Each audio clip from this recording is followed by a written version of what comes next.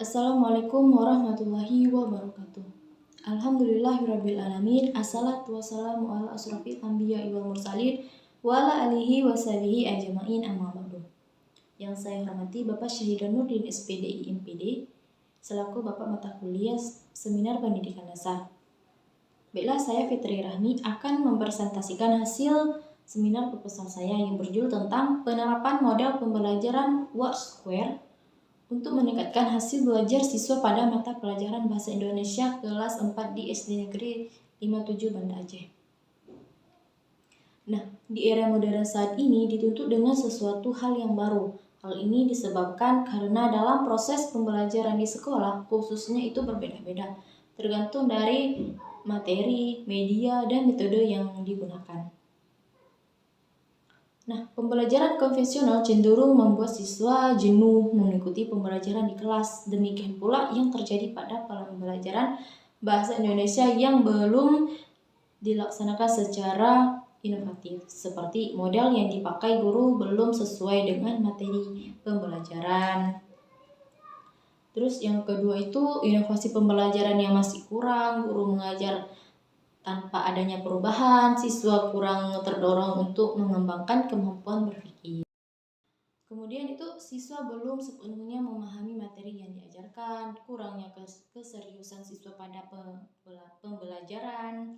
Nah, pada rumusan masalah ini yaitu ada 3. Yang pertama yaitu bagaimana aktivitas guru dengan penerapan model pembelajaran Wordsquare untuk meningkatkan hasil belajar siswa pada mata pelajaran Bahasa Indonesia di kelas 4 SD Negeri 57 Banda Aceh.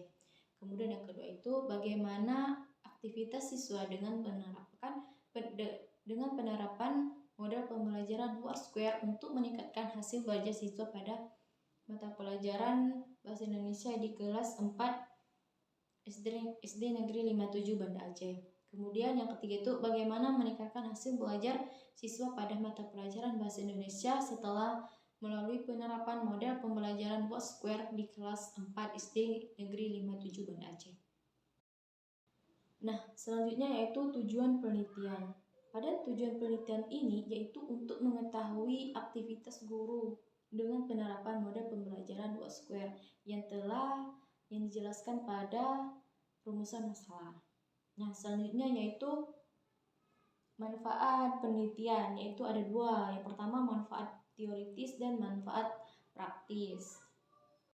Yang pertama yaitu manfaat teoritis, yaitu dapat memberikan informasi atau ilmu dalam dunia pendidikan berupa bagaimana cara mengatasi masalah yang ada di dalam kelas khususnya pada mata pelajaran Bahasa Indonesia dengan model pembelajaran. Yang kedua itu saja manfaat praktis. Yang pertama itu bagi siswa dapat membangkitkan semangat pada proses pembelajaran karena menggunakan model yang membuat siswa itu bekerja sama dan membuat siswa itu berpikir. Nah, saja itu manfaat bagi gurunya, dapat memberikan wawasan yang luas untuk membangkitkan pembelajaran lebih menyenangkan dan kreatif.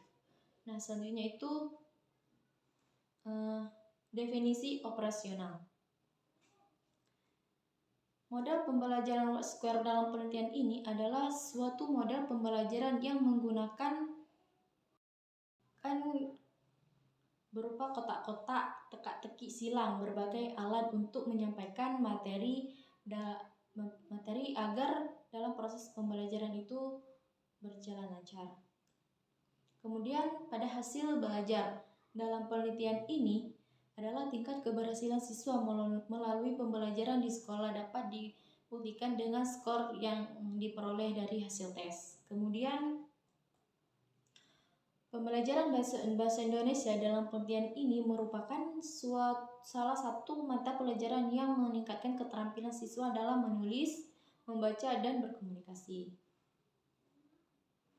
Kemudian metode penelitian. Dalam penelitian ini menggunakan penelitian tindakan kelas. Penelitian ini merupakan penelitian yang mengkaji dan merefleksi suatu pembelajaran dengan memberikan perilaku atau berupa tindakan yang terencana untuk memecahkan masalah yang dihadapi di dalam kelas.